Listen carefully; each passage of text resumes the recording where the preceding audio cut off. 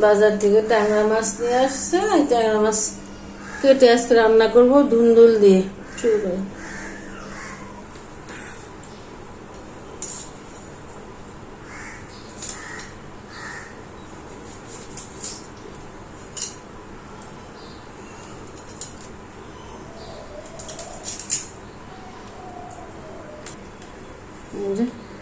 মাছগুলি ভীষণ টাটকা, বাজার থেকে নিয়ে আসছে। তো এই মাছ কেটে ধুয়ে কিছু রান্না করব, ধুন্দুল দিয়ে রান্না করব। তো মাছটা কুটতেছে, ওটা হোক, ধুয়ে তারপরে করবো। ট্যাংরা মাছ রান্না করবো দিয়ে, ধুন্দুল দিয়ে আর আলু দিয়ে। তো এর জন্য মাছটা এখন রেডি করে নিচ্ছি। চুলাতে যে মশলা দিয়ে দিলাম। তো এখন একটু জিরা বাটা, রসুন বাটা, সামান্য একটু আদা বাটা দিলাম, সামান্য একটু মরিচের গুঁড়া,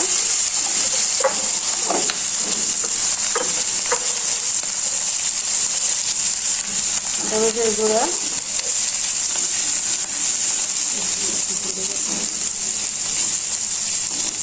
লবণ, একটু পানি দিব মশলাটা কষানোর জন্য। মশলাটা কষানো হোক।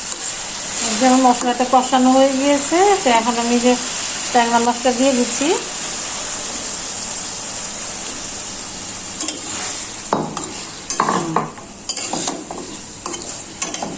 মাছটা কষানো হলে পরে ধুন্দুল আড়িয়ে দিয়ে দেবো। মাছ কষানো হয়ে গেছে, মাছটা এখন তুলবো, তুলে ধুন্দুলটা দিব।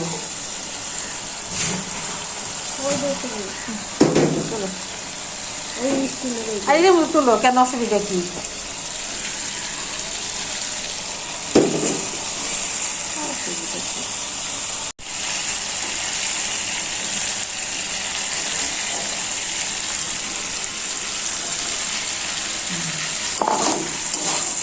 ধুন্দুলটা দিয়ে দিব, ধুন্দুল আর আলু।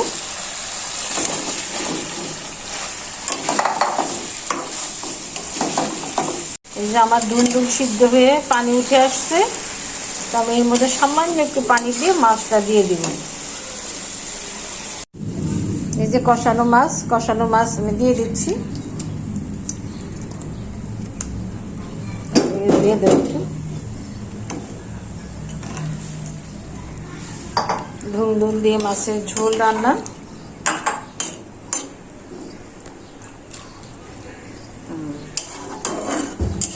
কালারটা চমৎকার আসছে। যে নামানোর আগে আমি একটু ধনেপাতা দিয়ে দিচ্ছি সেন্টের জন্য।